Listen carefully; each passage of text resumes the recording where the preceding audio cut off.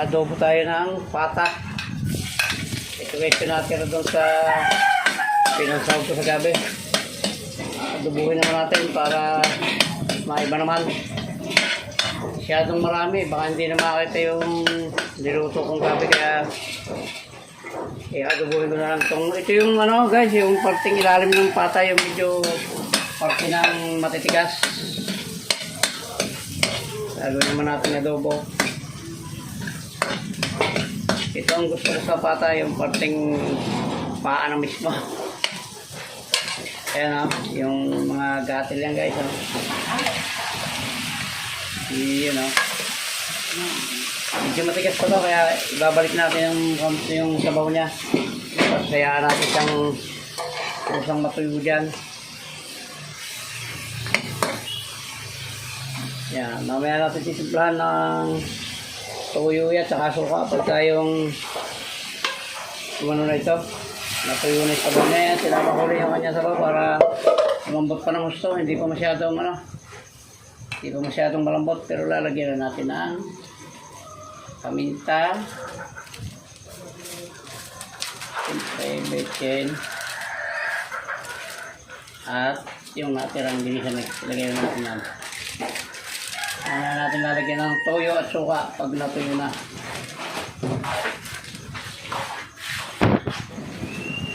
Yan guys, matutuyo na.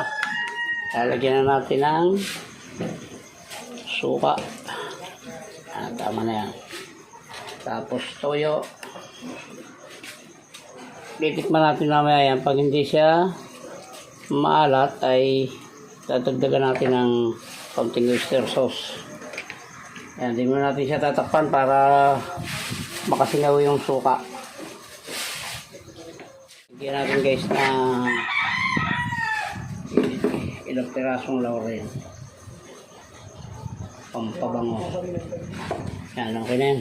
Mamaya natin yung nahaluin pagka yung kulong-kulong na para hindi mahilaw yung suka. Adobong pata. Haluin natin ay kulong-kulong na. Para pati ibabaw na magkalasa. Hindi na siguro natin lalagyan ito guys ng oyster sauce, baka umalat. Sa itsura pa lang parang sakto na yung lasa nya.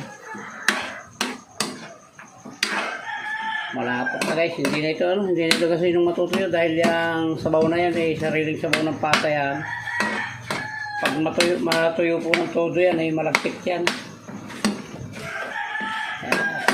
Yan o, tanya ko ng itsura niya, masarap na. Tikman natin guys.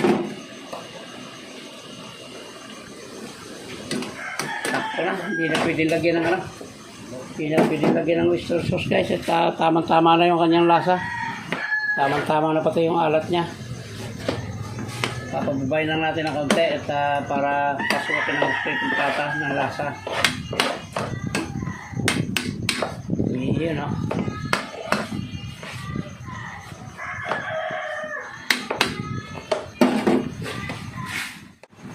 Yan yun naman ang itsura niya. Talagang malapot-lapot po yan sabaw na yan. Gawa ng sabaw ng pata na pinagpakulo ko. Diyan ko na rin siya pinatuyo. Kaya yan, malapot-lapot po yan.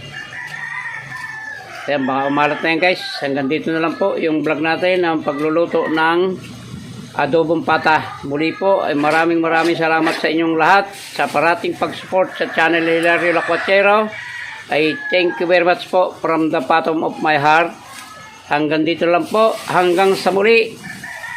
Babay na po. Mabuhay po kayo at mabuhay tayong lahat. I love you all.